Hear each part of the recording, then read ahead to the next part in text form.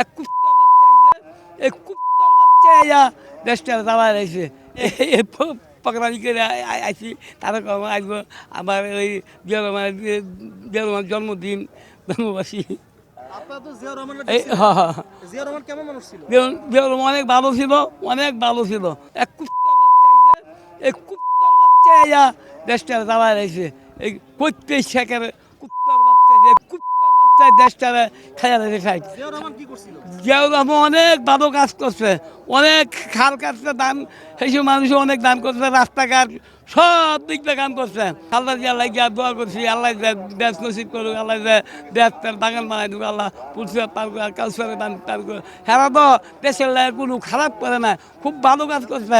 খাল্লা দিয়েও জিয়া পরিবারও আল্লাহ দিয়ে অনেক ভালো ভালো কাজ করছে। কারণ আমি যখন 1979 সনে রামেন্স কলেজ স্টুডেন্ট,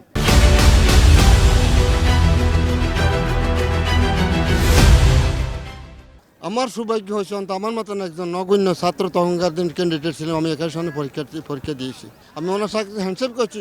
শহীদ প্রেসিডেন্ট জিয়া রহমানের সাথে আমরা ওনাকে অনার করে রামেন্স কলেজের মাঠে নিয়ে গেছি। তখন মজিদ আহমেদ উনি দাঁড়াইয়া তখনকার দিনের রাজনীতি হান্না ভোটের মধ্যে ওনাকে দাঁড়াইয়া পরিচয় করা দিয়েছি।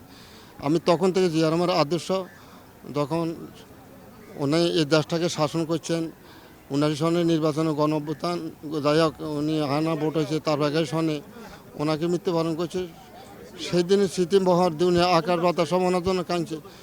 উনি বহুদলীয় গণতন্ত্র, এই দেশের মাটি, এই দেশের মানুষের মাটির সাথে সম্পৃক্ত ছিলেন জিয়া রহমান। এবং তিনি মানুষের কথা বলার অধিকার, মানুষের স্বাধীনতার অধিকার, মানুষের নিরাপত্তার অধিকার, শান্তির বহন তখন চলে যেত। হয়তো আপনারা বলতে পারেন না, আমি তখনকার কথা বলছি। পর্যায়ক্রমে ওনার আদর্শ হইয়া ওনাকে এত ভালো জানি, আজ ওনাকে স্মরণ করা আজ ওনার কবরটা আমি এখনো যাইনি, আমি জিয়ারত করার জন্য নামাজে আসছি তো আমরা দোয়া খাওয়ার জন্য।